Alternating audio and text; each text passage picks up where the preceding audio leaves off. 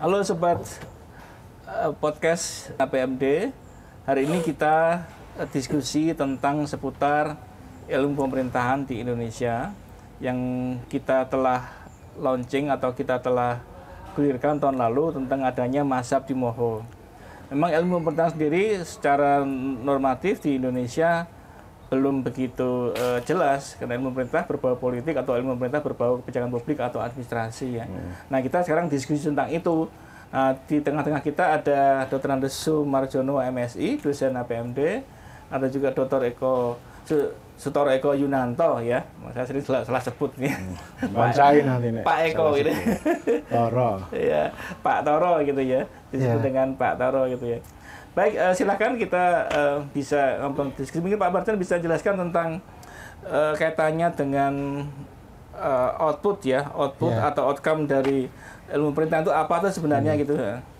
Ya, terima kasih Pak Guno. Jadi bicara tentang kompetensi berarti kan mahasiswa setelah lulus itu akan bisa apa gitu ya. Dan sekaligus nanti akan berkembang secara berkelanjutan. Jadi apa? Akan jadi apa gitu. Jadi orang Pak. Ya, jadi orang tapi orang yang bermanfaat seperti apa gitu. Sesuai dengan prodi ilmu pemerintahan kan begitu. Jadi bisa bekerja sesuai bidang ilmu pemerintahan dengan berbagai profesi yang dia tekuni kelak dengan takdir dan nasibnya sendiri-sendiri. Ada yang di PNS, ada yang di politik, ada di NGO maupun konsultan, peneliti dan sebagainya. Nah, oleh karena itu kita ingin merumuskan apa itu sebetulnya kompetensi, baik outputnya sampai ke outcome-nya, Pak. Ini penting apalagi dengan ide gagasan 5G ya. Ya, pemerintahan kita dengan mazhab Timoho ini menjadi 5G. Ya, government-nya, ya governance-nya, ya governability-nya, governing, dan governmentality. Nah, masing-masing ini kan bisa kita petakan nanti arah outcome-nya mahasiswa itu seperti apa sehingga kajiannya aja barangkali minat dari sejak awal studi sudah akan menekuni yang mana gitu. Tapi lebih banyak ke governance dan governability ya, lebih dominan ya. Yang ke arah government juga, Pak. Government. Untuk governmentability-nya ini yang banyak mahasiswa belum baru, ya. Nah, atas itu peta 5 jalan itu barangkali yang perlu kita pikirkan secara matang mulai dari proses mahasiswa masuk sampai nanti selesai dengan gambarannya 5 minat itu saya pikir gitu Pak. Ke 5G itu ya, 5 minat itu ya. Iya. Walaupun itu tidak terkapling secara jelas ya. Tidak terkapling dengan jelas, tapi minimal minat ada ya. Mahasiswa itu nanti saya akan bisa apa dan akan menjadi apa kan dari jalur itu. Ada contoh konkretnya nggak Pak? Ya, kalau di governability barangkali sejak awal mahasiswa sudah bisa mengeksplor tentang bagaimana kekuatan dan potensi ilmu pemerintahan ini dengan kemampuan pemerintah baik di level desa maupun di level kabupaten kota itu seperti apa itu kan governability ya. Minatnya berarti bisa jadi birokrasinya, bisa jadi konsultan di birokrasi itu. Oke. Baik, Pak Toro mau berkaitan dengan keilmuan yang termasuk sebenarnya ilmu pemerintah itu kan selama ini di kampus-kampus itu kan diajarkan tadi ya berbau ilmu politik atau administrasi atau kebijakan publik ya. Dengan konteks seperti itu gimana posisi kita, Pak? Iya. Ilmu pemerintahan kita ini kan krisis. Orang kecil itu ngomong wong cilik wong desa itu akrab lah dengan istilah pemerintahan itu akrab. Bahkan kemarin saya ngobrol itu doanya supaya mendoakan saya supaya sukses di pemerintahan. Aku ora kerjane ngene pemerintahan. Pemerintahan sopo? Pemerintahnya siapa gitu kan. Indo pekerjaan pemerintahan iya. Nah kelihatan jadi figurnya orang pemerintahan. Wah, dikira kayak punggawa gitu ya. Nah, artinya pemerintahan ini ya ini fakta. Ini betul-betul fakta. Betul-betul dibutuhkan oleh orang banyak. Terutama ya untuk perbaikan hidup sing orang-orang kecil itu. Ya. Itu konkret itu. Tapi kita sebagai ilmu, pemerintahan sebagai ilmu itu nggak kuat ke sana itu. Ilmunya ora nendang. Jadi itu tadi Pak Guno bilang, sing seneng politik ya politik, yang seneng administrasi ya administrasi. Lalu pertanyaan saya, bedanya apa ilmu pemerintahan sama ilmu politik dan administrasi? Orang nggak bisa menjawab dengan baik. Ada orang bilang ya kita ini beda, pemerintahan itu beda sama administrasi publik. Lalu saya kejar, ya kan bedanya cuma di nomenklatur, tapi isinya ya sama. Gitu. Bahkan ada profesor yang mengatakan ya intinya manajemen publik itu, nanti dulu dong. Gitu. Yeah. Jadi kita ini secara keilmuan ini kan harus kuat ya. Kalau kuat itu dia bisa punya sumbangan. Yeah. Amaliyah lah. Gitu. Yeah. Amaliyah. Yang penting ilmu diamalkan. Punya kepercayaan. Amal yang ilmiah. Jadi tidak ngawur juga, jangan kayak teh botol gitu ya. Teknokrat. Teknokrat. Bodoh dan tol. Saya mau bikin video ini belum jadi itu ya. Maksud saya begini. Ilmu politik itu punya ciri khas. State making, demokrasi making. Administrasi publik ciri khasnya policy making, hukum law making. Nah, masing-masing making ini ada teorinya yang beragam, ada perspektif yang beragam, dan itu punya sumbangan di dunia pemerintahan, punya sumbangan. Law making itu juga punya sumbangan lah. Paling tidak sarjana hukum, fakultas hukum itu memproduksi orang-orang ahli hukum, legal drafting dan seterusnya. Orang administrasi publik juga jagoan bikin bikin formulasi kebijakan, bikin SOP.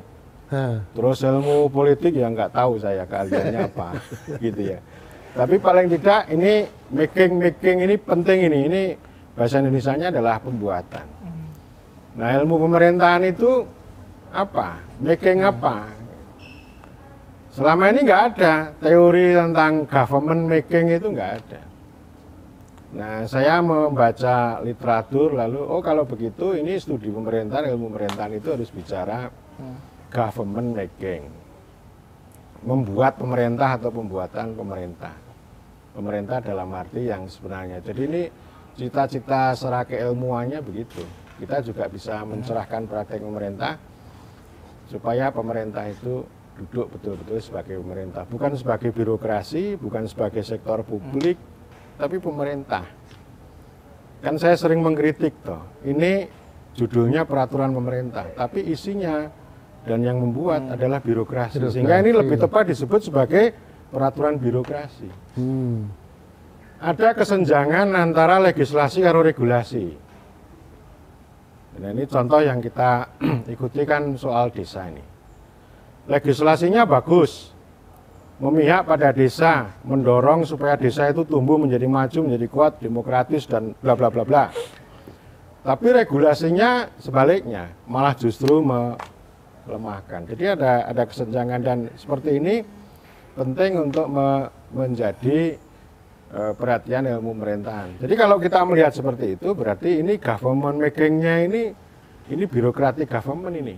Jadi realitasnya itu ini bukan democratic government ini. Bukan pemerintah yang berkedaulatan rakyat sesuai mandat Pancasila dan konstitusi gitu. Tapi justru pemerintahan birokratik ini warisan kolonial. Nah, jadi realitasnya seperti ini, lalu idealismenya apa? Idealismenya ya kita membuat pemerintah yang demokratik, yang punya kemampuan, punya otoritas, punya kemampuan. Satu, membuat regulasi yang sesuai legislasi. Kedua, memberikan distribusi. Ketiga, memberikan proteksi. Keempat, koersi. Koersi itu memaksa orang. Koersi itu memaksa orang taat, memaksa bayar pajak. Paksaan sebenarnya. Ini beda dengan represi. Koersi sama represi beda. Represi ini zaman Orde Baru tentara ngamplengi mahasiswa kayak loh. Nek koersi itu memaksa hukum itu bekerja. Karena itu kan sering disebut bahwa hukum itu adalah otot besar pemerintah untuk melakukan koersi. Memaksa orang pakai masker, memaksa orang supaya tidak kerumun, itu namanya koersi. Gitu. Jadi artinya dari itu semuanya sebenarnya dari 5G itu. 5G itu intinya, makanya saya taruh di tengah itu adalah governability. Otoritas dan kapasitas pemerintah itu untuk melakukan 4 hal itu. Jadi arahnya ke sana. Nanti lulusan kita juga harus punya kemampuan untuk memahami, menjalankan governability. Gitu. Nanti kemampuannya banyak itu. Nanti akan saya sampaikan ya. Nah, governmentality ini penting untuk mengkritik. Ini perspektif untuk mengkritis. Karena kalau kita tidak kritis, yang terjadi pemerintah itu hanya ordering. Merawat order, merawat tatanan gitu kan. Rutinitas yang rutin gitu loh istilah saya. Jadi tidak ada changing. Kalau sejarawan kan selalu mengingatkan, sejarah itu berbicara tentang kesinambungan dan perubahan. Nah ini sinambung terus ini. Pemerintahan birokratik ini sinambung dari dulu sampai sekarang. Perubahannya kurang gitu. Nah ilmu pemerintahan itu punya sumbangan itu. Sejarawan kritik, ilmu politik itu terlalu dangkal. Ya pasti karena ilmu politik itu mengurusi pemilu tok. Orang ilmu ini dangkal banget, urusan pemilu iso disani 2 jam kok. Gitu. Tapi nek nyinau pemerintah ini kompleks. Itu lebih kompleks. Pemerintahan itu nggak bisa dibuat hanya administrasi. Ini nggak ono kaitannya konflik, ono ekonomi politik, ono sosiologi gitu. Nah sebaliknya sejarawan itu kan dia nggak bisa membuat pengetahuan, punya cerita yang dalam, yang panjang, dia ora bisa memberikan teori gitu ya. Tidak bisa membangun teori dan pengetahuan yang diharapkan dalam ilmu politik maupun pemerintahan. Jadi maksudku ini nanti jenengan eksplorasi lagi dengan barangkali pertanyaan yang konkret ya. Dari 5G itu titiknya ada di situ. Tapi subjek penting. G pertama itu ngomong tentang subjek, dan government making itu ya pemerintah itu harus duduk sebagai pemerintah. Pemerintah bukan sektor publik, pemerintah bukan birokrasi, pemerintah adalah pemerintah, dan itu pemegang mandat kedaulatan rakyat. Dan secara historis, secara keilmuan kan yang namanya state sama government ini kan beda. Negara sama pemerintah itu beda. Kalau negara itu Eropa, kalau pemerintah itu Anglo-Amerika. Nek ngomong negara kuwi kaitannya karo hukum, birokrasi, sentralisasi dan seterusnya. Negara itu tidak mengenal demokrasi. Negara ini intinya menjamin hak dan kewajiban warga. Nah, nek pemerintah atau government itu konsepnya adalah meliberasi negara, membebaskan supaya negara itu ora terlalu kaku birokratik. Nah, oleh karena itu nek ngomong demokrasi manggone ning pemerintah. Nah, itu Pak Toro yang perlu dieksplor, kompetensi bagi lulusan ilmu pemerintahan di STPM, DAPMD itu sebetulnya kita petakan perbuatan pemerintah yang seharusnya mereka tekuni, dipetakan melalui berbagai perbuatan. Tadi kuncinya ada di demokrasi gitu ya. Pemerintahan yang harus inklusif, terbuka dan sebagainya, sekaligus dalam konteks jalannya pemerintahan dalam melaksanakan pembangunan di wilayahnya itu ya harus partisipatif. Nah, dua demokrasi dan partisipasi ini saya pikir harus dikuatkan di prodi ilmu pemerintahan. Partisipasi dan demokrasi, pemerintahan yang demokratis, kan itu perbuatan pemerintah harus mengarah ke sana. Nah, demokratis itu berarti harus memiliki karakter dasar, jiwa keracyatannya harus kuat. Ya toh, jiwa kerakyatan ini sekarang ini kami sering melihat itu kan birokrat maupun politisi maupun agen-agen yang lain itu jiwa kerakyatannya kan kurang, menghilang.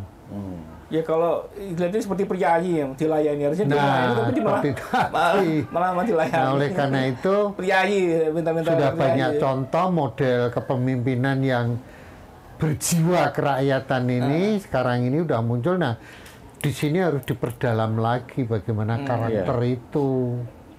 Karena pertama untuk bisa melakukan perbuatan pemerintahan mahasiswa kita harus memiliki dasar karakter ini. Kerakyatan ya. Kerakyatan. Jadi ada karakter, ada institusi dan sebagainya.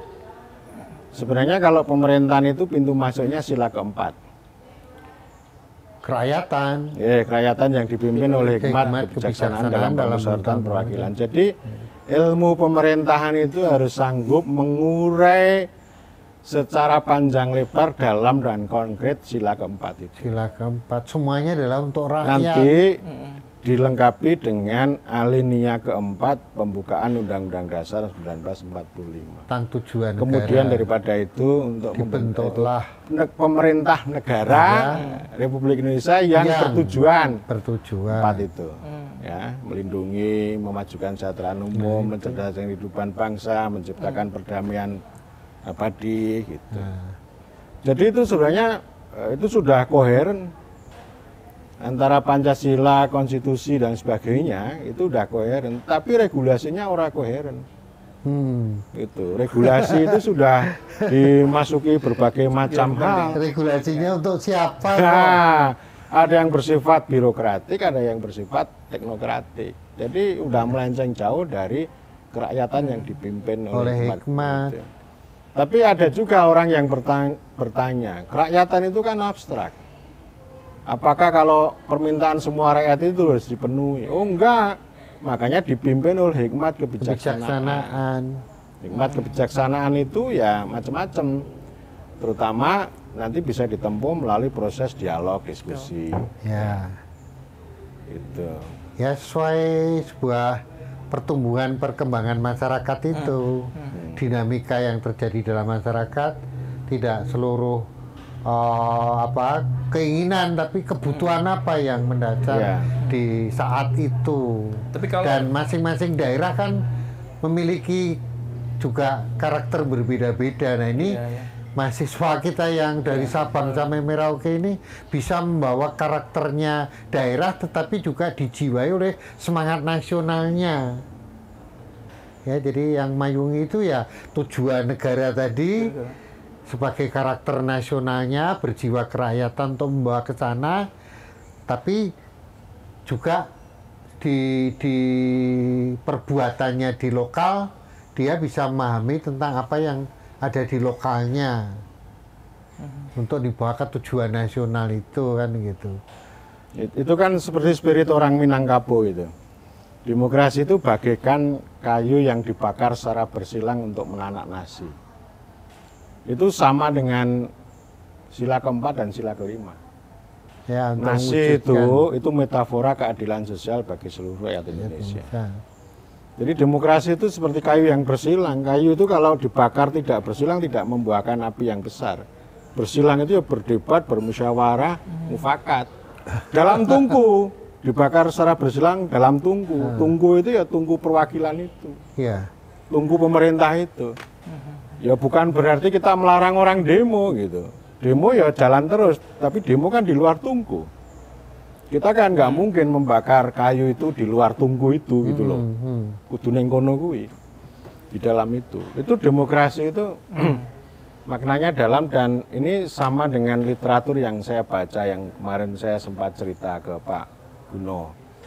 Buku itu udah saya translate, udah saya baca, judulnya Three Ages of Government, 3 zaman pemerintah, tahun 2020. Ditulis oleh seorang profesor administrasi publik, Josh Rathskelder. Josh bukan Georgi ya, tapi Joss. Itu administrasi publik, tapi tidak administrasi publik banget.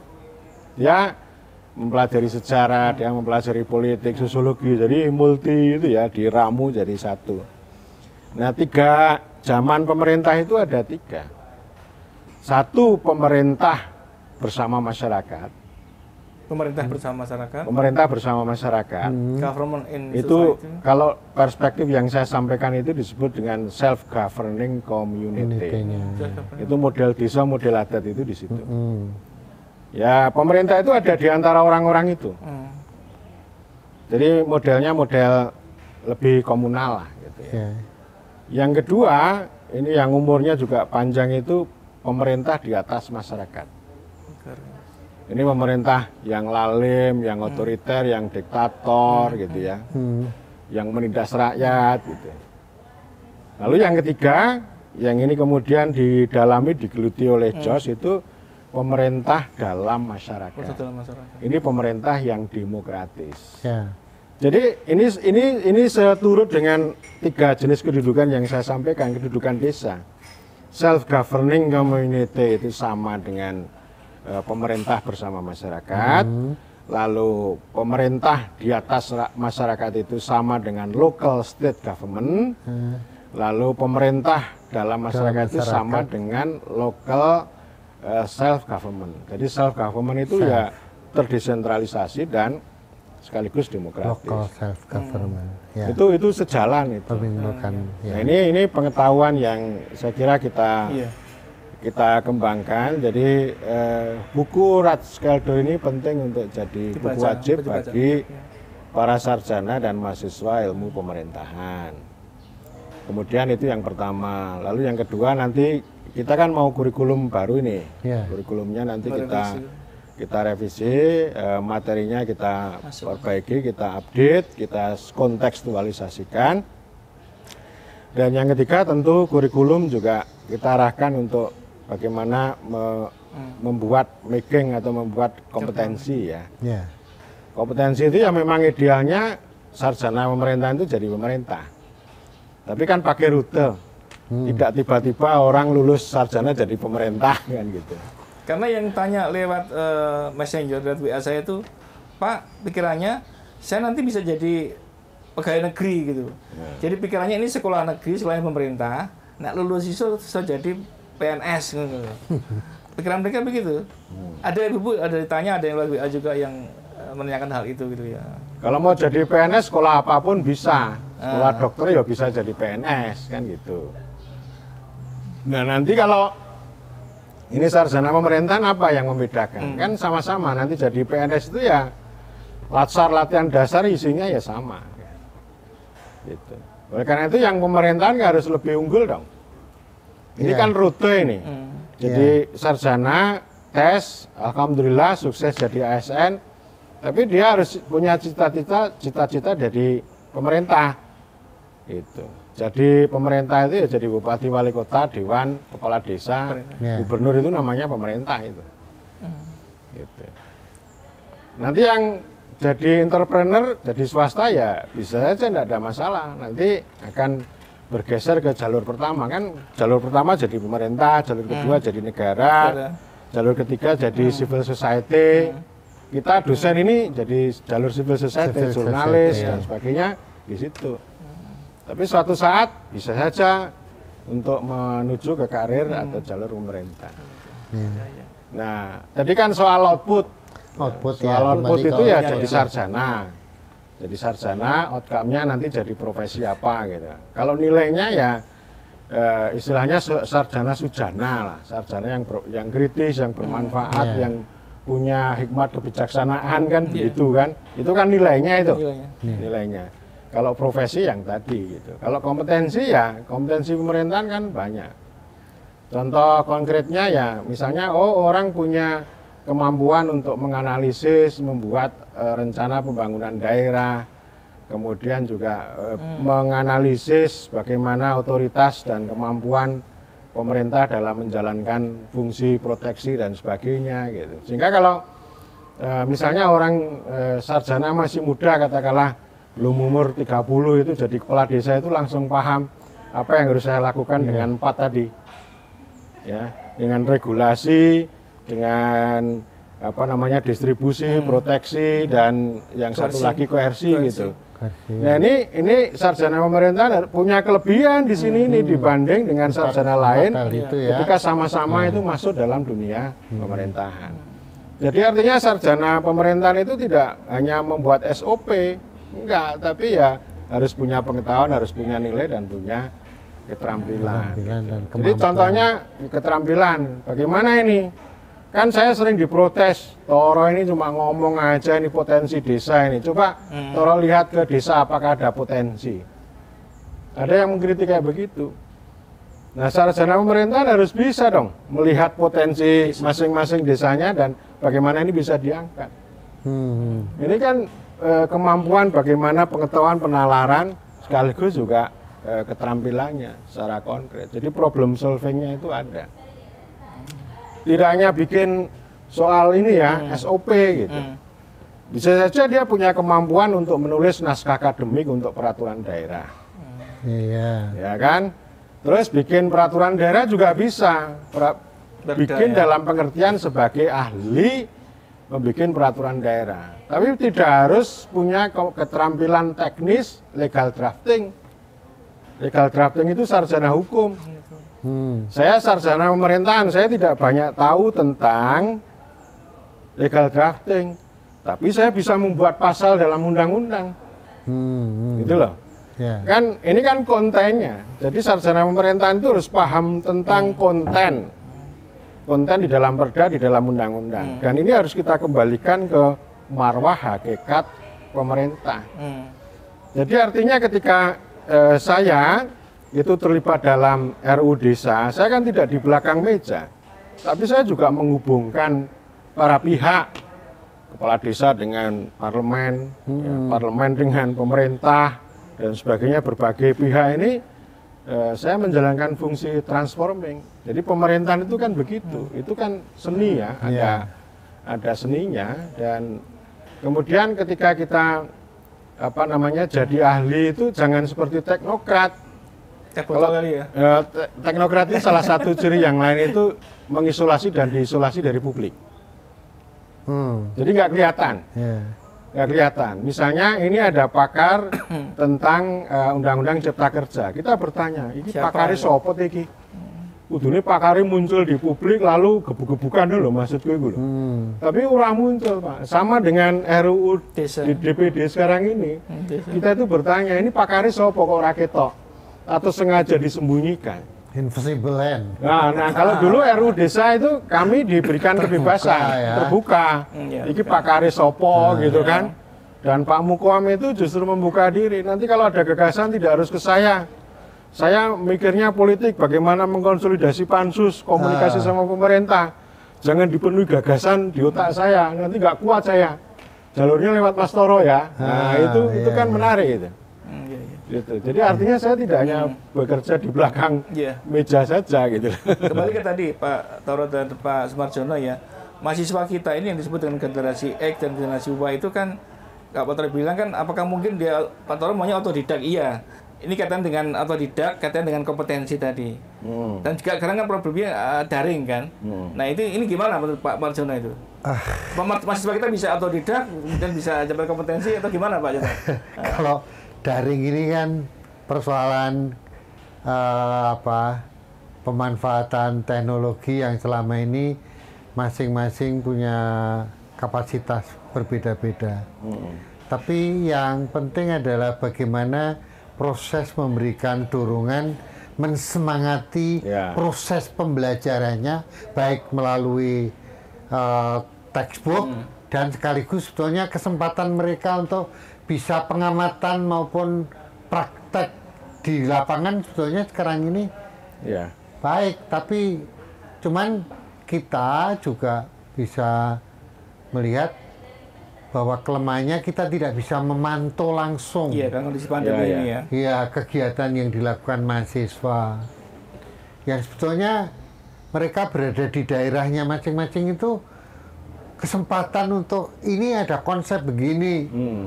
Bagaimana perbuatan pemerintah di lokalnya diamati, dia ikut terlibat dan bisa diumpan balikkan di dalam forum diskusi itu sebetulnya bagus. Akan semakin memperkuat percepatan kompetensi. Betul. Itu gitu loh. Jadi otodidak belajar mandiri menarik, Pak. Pandemi ini kan menantang orang itu menemukan hikmah. Institut Teknologi Bandung ya. Bandung Itu kan mengambil hikmah itu dengan konsep platform education 4.0. Nah, Tuh. Kalau saya menangkap di APMD ini itu otodidak itu. ya. Bukan berarti kita tidak mau melayani dan mendidik, bukan begitu maknanya. Ya. Bukan maknanya begitu, tapi kita bisa mengambil pelajaran. Satu, para pendiri bangsa kita ini adalah orang-orang yang otodidak semua. Betul, ya. Mau Ki Hajar Dewantara, mau Soekarno. Soekarno itu insinyur, tapi dia mengerti rakyat, mengerti bangsa, mengerti negara, lengkap. Adam Malik juga orang otodidak. Apalagi ada Malik, Iya. nggak mengenyam Satu. pendidikan formal. Yang kedua, saya melihat dari anak-anak kita ini, itu orang-orang yang kelihatan, gitu. Kalau dalam bahasa Jawa itu meletik, gitu ya. Meletik kelihatan, lalu jadi orang itu orang-orang yang punya tradisi otodidak, Pak. Ya, Punya kemampuan lebih, punya rasa ingin tahu dan sebagainya. Ini justru kita kembangkan dan nanti tugas kita sebagai dosen itu kan mendorong ya, mendidik ya. Dan memang kunci dari otodidak itu kejujuran. Kita nggak bisa dengan standar yang sangat instrumental bagaimana mengukur. Jujur. Contoh misalnya begini, kita ini kan cilaka ya, kita memberikan penugasan itu kan baik untuk menempa orang itu kan. Tapi kan mahasiswa melakukan kebohongan dengan cara copy paste itu loh. Nyepaste ya. Itu artinya penugasan itu justru punya niat baik tapi dampaknya buruk. ya. Dengan kata lain, penugasan itu adalah proses untuk mendidik kebohongan, gitu. Nah, kuncinya jujuran. Biasanya kan mahasiswa takut nanti nilainya jatuh. Gitu. Nah, akhirnya kan mahasiswa hanya mengejar nilai, hanya mengejar selembar kertas. Tidak mau berproses. Nah, itu saya itu nggak terlalu percaya kok sama selembar kertas itu. Seperti Presiden sama Menteri Nadiem kan itu. Jadi selembar kertas indeks prestasi yang bagus kan tidak menjamin kualitas. Sehingga ini kan kompetensi ini kan penting ya. Otodidak itu macam-macam kok. Ya, orang belajar misalnya di sana ada diskusi, ada apa, ikut. Syukur bisa masuk ke desa seperti Pak Marjono tadi bilang bahwa di kampungnya masing-masing, lu malah menarik di desanya masing-masing ketika ini kuliah di kampung toh. Ikut aja, ada musyawarah desa, terlibat aja menjadi co-fasilitator misalnya. Co-fasilitator musyawarah desa misalnya. Atau desa sedang mau bikin bumdesa, gabung aja di situ, masuk di situ. Kalau belum bisa memberikan pandangan ya gabung dulu aja, proses belajar lah. Jadi prinsipnya kan ini kan kita ini bergaul. Jadi otodidak juga ada kaitannya dengan bergaul, belajar, bekerja, dan berdesa atau bermasyarakat. Kan gitu. Jadi ini ruang itu begitu luas. Mungkin ada LSM bikin diskusi atau bikin kegiatan lapangan, ikut ya. Jadi tidak harus dibimbing oleh oleh kampus pakai surat tugas, pakai anggaran. Nanti hanya dapat satu lembar kertas sertifikat aja nih kompetensi ini orang enggak ada gitu loh. Jadi mandiri itu apa namanya, apa ya jenenge ya, bahasa Inggrisnya apa, inner will atau apalah, kehendak itu untuk rasa ingin tahu itu loh. kan Pak yang saya sampaikan tadi, bahwa kalau generasi Pak Toro, Pak Marjono, saya mungkin mengalami itu ya, otodidak ya.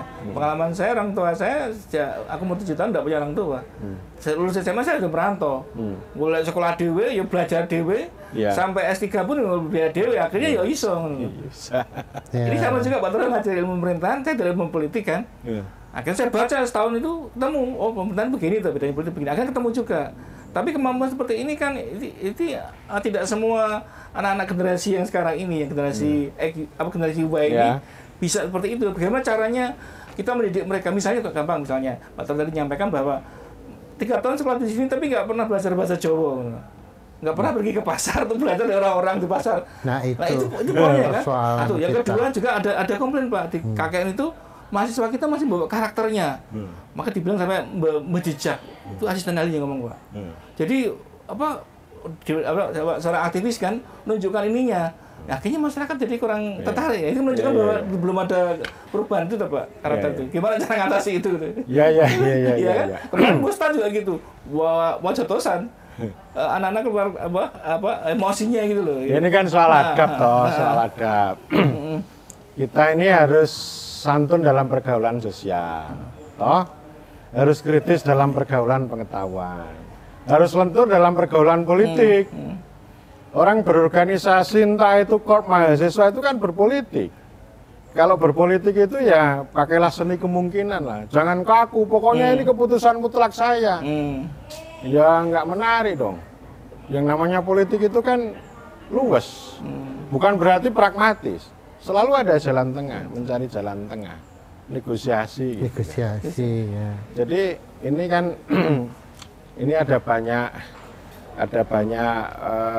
pengalaman ya sebenarnya ya. Kalau dulu model kita sama sekarang kan beda. Tapi bukan berarti kalau sekarang ada teknologi itu. Teknologi itu bukan untuk memanjakan manusia loh. Ya, sifatnya dia melayani manusia. Artinya jangan tergelincir yang namanya melayani jadi memanjakan. Itu. Bagaimanapun kehidupan sosial kita, kehidupan pemerintahan itu kan kompleks. Tidak semua bisa diselesaikan dengan aplikasi kok. Tidak semua hal. Contoh ini pupuk langka. Ya ini jeritan petani. Masa mau diselesaikan dengan aplikasi? Ya, jadi jangan seperti apapun makanannya minumnya teh botol, jangan begitu dong. Tetap ini ada dunia manusia ini kan kompleks gitu ya. Jadi artinya justru kita itu memanfaatkan teknologi ya seperti sekarang lah. Kalau dulu saya harus repot-repot ke perpustakaan hari, ya sesekali saya pernah ke Perpustakaan Nasional dan saya apresiasi itu. Bagus sekali lah Perpustakaan Nasional itu. Tapi laptop saya itu literatur digital yang luar biasa. Ini teknologi itu melayani saya. Termasuk tadi ada buku Josh Rathskelder kan itu artinya dengan teknologi, dengan internet itu bisa melayani saya. Itulah yang menurut saya bisa kita bisa kita manfaatkan gitu. Jadi kembali ke tadi konsep kompetensi dan kompetensi atau didak gimana? Katanya. Ya, proses ya, itu. Ya, itu kan. Bukan itu passion juga di situ masuk kan. Tapi di masa pandemi ini dengan situasi kampus yang belum kondusif untuk proses belajar mengajar luring, sebetulnya kita bisa untuk memperkuat kompetensi mahasiswa kita itu kuliah daring itu sebetulnya hanya sebatas nepungke, ngenalke. Ya. Iki lho sebuah gejala sosial yang ada di lingkungan Anda. Ada gejala politik atau gejala apa saja yang berkaitan dengan sosial humaniora dan hukum gitu ya. Nah, kalau mahasiswa suruh tepung, tahu, paham, ya. Terus dipahamke apa yang terjadi di sekitar kita ini, bahwa kejadian itulah sebagai sebuah peristiwa yang penting untuk Anda tekuni, dan pada akhirnya Anda bisa menggeluti secara empiris Sehingga lengkaplah bahwa tepung, dunung, nyerawungi, menggeluti secara otodidak tadi, keterlibatan langsung di dalam kehidupan nyata di lingkungan mereka. Sebetulnya kan langsung praktek juga gitu loh. Sehingga akan memperkuat ini proses-proses untuk menggembleng diri agar berkompetensi memetakan perbuatan pemerintah yang baik itu seperti apa kan gitu. Soalnya nggak ada kendala kalau bagi kita di masa pandemi ini. Semua memang ada kendalanya Pak, tapi ada kesempatan. Ada kesempatannya gitu ya. Ya kalau soal kemampuan orang kan beda-beda. Ya, tapi bukan berarti lalu kita menyerah pada situasi itu. Ya, ya saya dulu sampai semester 5 ya mahasiswa nggak jelas juga saya itu. Tapi otodidak orang Pak. Akhirnya saya semester 6 kan otodidak. Semester 6 kan otodidak. Saya ikut kelompok-kelompok diskusi. Saya pertama mendengarkan tapi juga mencerna bagaimana orang itu ngomong toh, apa yang diomongkan toh. Ketika mulai belajar ngomong ya angel juga saya. Tapi lama-kelamaan kan terlatih. Dari kelompok diskusi itu lalu saya dapat bacaan. Terus akhirnya lama-lama ya tahu. Jadi menumbuhkan minat toh. Menumbuhkan minat pertama itu minat membaca sih itu. Membaca dulu. Ya, kalau orang itu yang pertama itu. Nah sekarang itu kan dimudahkan. Bukan berarti lalu dibalik ya. Ini ada internet lalu orang udahlah copy paste aja lah. Tapi nggak ada membaca gitu. Jadi setiap mahasiswa kan beda-beda. Ada yang pinter, ada yang kurang gitu. Lalu saya kan sering mengatakan mahasiswa itu boleh bodoh, tapi jangan diborong sendiri gitu loh maksudku. Maksudnya apa? Jangan dimonopoli sendiri gitu loh. Maksud saya jangan malas gitu. Malas ini harus dilawan. Nah yang lawan siapa? Ya dengan ini, dengan berkumpul itu, dengan bergaul. Bergaulnya jangan sesama teman daerah. Payah nanti kalau sama teman daerah. Ya tadi kan menjawab culture lokalnya di bawah terus. Tidak memahami tentang budaya Jawa kan gitu. Iya kan karena dia nggak mau bergaul gitu loh. Ya. Atau waktu KKN baru ngerasain itu kan gitu. Jadi akhirnya orang itu menyesal. Saya itu kan membayangkan kalau sarjana itu 5 tahun Pak. Terus setengah tahun itu bagi ilmu sosial kurang. Beda dengan anak saya yang di farmasi ya wes kompetensinya nggak obat. Ya. Nanti dia pergaulannya kalau rajin di lab jadi. Nanti kalau ngelamar pekerjaan kamu bisa apa? Saya bisa bikin obat. Selesai. Kalau ilmu sosial kan beda sekali kita. Ya. Kalau kita apa Pak ilmu pemerintahan? Kita bisa buat pemerintahan yang bagus gitu. Iya, jadi paling tidak kita bisa melakukan pekerjaan yang bisa mendukung kerja-kerja pemerintah. Misalnya membuat perda yang betul-betul tadi punya punya makna proteksi, distribusi, koersi gitu kan. Buat perda, buat RPJMDes. Ya, misalnya seperti pengalaman saya berpartisipasi membuat undang-undang desa supaya berguna untuk desa. Desa ya. Ini kan contoh. Lalu apa yang saya miliki? Ya, saya kemampuan memahami desa, kemampuan membuat apa yang saya pahami ini kan kumpulan dari berbagai pendapat, lalu bisa membuat pasal gitu loh. Dan membuat pasal itu tidak harus sarjana hukum. Ini karena ini konten, ini soal konten. Konten isi ya. Ya, bukan teknis tapi isi gitu. Jadi nanti banyak peraturan daerah, peraturan desa, bikin naskah akademik, bikin bisa. RPJM daerah, RPJM desa. Kemudian bisa menjadi fasilitator, bisa menghubungkan bisa mengorganisir bagaimana supaya musyawarah desa itu bisa bekerja lebih hidup, lebih menarik. Itu kompetensi dan itu memang harus beda dipahami. Beda dengan orang bikin bikin obat seperti teknik. seperti apoteker gitu, beda sekali gitu. Untuk dokteran kan dia bisa nyuntik, ya nyuntik, bisa ngobati orang. Ya, itu.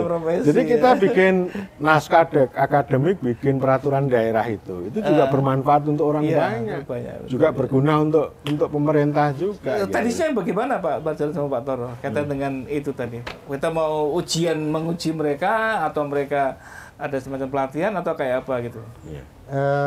Karena tadi selembar kertas. Yang kertas ya. Yang sekarang ini menjadi tren dan persyaratan. Sertifikat. Maka iya. Gitu kertas. Memang dalam sebuah proses kita sudah menggembleng mereka untuk diberi konsep, teori, terus biar mereka paham dan proses rawungnya ini yang kita itu lemah. Ngerawungi, menggeluti, sampai ke praktek dan sebagainya itu, dan itu butuh waktu yang tidak pendek. Sebagaimana ilmu sosial butuh pergulatan dan masing-masing orang juga punya potensi kelemahan sendiri-sendiri. Ada yang langsung bisa menggulati, senang dan sebagainya, tapi perlu ada semacam pemaksaan. Nah, di sini inilah yang kita untuk mengembangkan kompetensinya itu. Uji, kalau dulu kan kita ada namanya uji komprehensif nih. Ya, kompre. Setidak-tidaknya pada tingkat kenal kan lewat proses sehari-hari, tapi paham betul bagaimana nanti kita mendesain sebuah tolok ukur kompetensi itu, ukuran pahamnya sama sekaligus bagaimana cak-cakane kan gitu. Kira-kira seperti itu. Ya, misalnya ukurannya itu kan ukurannya itu ya narasi pengalaman itu, dan itu bisa dituangkan di CV Pak Antara. Oh iya. Misalnya magang, pengalaman kerja, macam-macam. Misalnya pengalaman menjadi fasilitator musyawarah desa, misalnya. Pendamping desa. Terus kemudian menjadi tim tim enumerator apa gitu kan? Ya. Kalau saya kan melihatnya begini. Itu ada pergaulan, ada serawung, tapi juga ada akademiknya. Saya kan saya nggak terlalu percaya ini ada sarjana pemerintahan lulus 3,5 tahun, indeks prestasinya 3,8. Ini orang ngerti apa? Ini gur kertas iku. Kertas ya. Jadi orang thinking. Kan teruji pengalamannya. Itu namanya akademis itu. Itu cuma akademis itu, tapi bukan ilmu itu. Bukan ilmu. Ya, akademis itu ya sesuatu yang sangat instrumental. Jadi kompetensi ki duwe ilmu. Nah, itu konsepnya duwe ilmu. Prakteknya juga bisa gitu. Iya, ilmu itu lengkap kok. Ilmu itu lengkap kok. Nah, orang-orang tua kita itu kowe duwe ilmu ora bakal kapiran kowe. Betul. Nggak tahu nanti diterjemahkan Mas Putra. Tahu dia. Jadi artinya gini kan, memang di dalam konteks pendidikan itu kan ada tridharma, ada pendidikan, aspek kognitif, ada penelitian, praktek, dan juga ada pengetahuan masyarakat berserawung. Tiga itu kan jadi aksiologinya, berhubungan. Nah, kemudian dalam konteks kita mau mendesain kompetensi itu gitu ya, karena kebutuhan pasar, kebutuhan kerja kan itu biasanya gitu loh. Kan dikti menencarkan 3 bulan sudah bisa kerja, pada kenyataannya ada yang lebih dari 3 bulan baru dapat kerja, bahkan ada yang tidak mendapatkan kerja gitu. Sehingga dianggap tidak qualified prodi itu atau bukan tinggi itu kalau dia tidak bisa menghasilkan alumni yang siap pakai gitu. Nah, saya setuju dengan Pak Toro tadi, semacam kayak apa? Pak Kenaudan nih Pak. Portofolio. Portofolio ya. Apa yang selama ini pernah dilakukan oleh mahasiswa. Oh iya, dan itu kejujuran. Kejujuran didasarkan itu, sehingga itu sebagai syarat nanti untuk kita berikan, ya selembar kertas itu penting bagi dia. Ya. Tapi bukti dia selembar kertas sih output, selembar kertas itu outputnya. Tapi apa yang dia ceritakan adalah apa yang selama ini dia lakukan, apa yang dia sudah bisa lakukan untuk ilmu pemerintahan, untuk perbuatan ilmu pemerintahan, kan begitu, kira-kira gitu. Untuk kalau itu tentang teknis tadi, kira-kira apa gitu. Tapi juga barangkali ada ujian semacam komprenya ada, tapi itu sebagai lampiran portofolionya. Saya itu kan kalau senangnya itu setiap mahasiswa itu punya narasi, Pak. Kuliah pun yang di narasi itu cerita gitu. Ya. Dan itu cerita itu karena pengalaman dan kejujuran. Itu yang bisa menempa orang itu menjadi kuat dan mandiri kok. Gitu. Kalau hanya ngafal ke bahan kuliah, saya nggak percaya saya. IP-nya 3,8 tapi ya hanya sekedar template, hanya sekedar ngapal ke aja. Yes toh, percaya sama saya. Gitu. Ya, sobat podcast APMD, karena kira waktu ya. Dan hujan juga. Dan hujan juga, ya nanti kita sambung lagi di podcast berikutnya. Tapi sebagai ringkasan adalah bahwa ilmu itu penting. Ilmu tadi punya ilmu itu komplit katanya dengan bagaimana dia memahami, merasakan dan juga mengimplementasikan, melakukan. Gitu ya. Yang penting adalah bahwa kompetensi itu tadi Pak Toto menyatakan otodidak. Ya, kemudian juga ada kejujuran, kemudian dituangkan dalam bentuk kalau itu namanya SKPI itu Pak ya, lampiran ijazah itu memang betul-betul dia melakukan itu. Nah kemudian dari pihak lembaga mengisi kontennya itu. Gitu. Ya. Dengan demikian maka kualitas alumni ilmu pemerintahan APMD ini bisa dipercaya dan memang sudah terpercaya. Yang ada yang di kepala daerah, ada yang juga yang di pemerintahan, ada juga yang di swasta ya. Teman-teman mari kita bergabung ke mendaftar di ilmu pemerintahan APMD, STPMD APMD ya. Terima kasih atas perhatiannya. Sampai ketemu lagi di podcast berikutnya. Oke.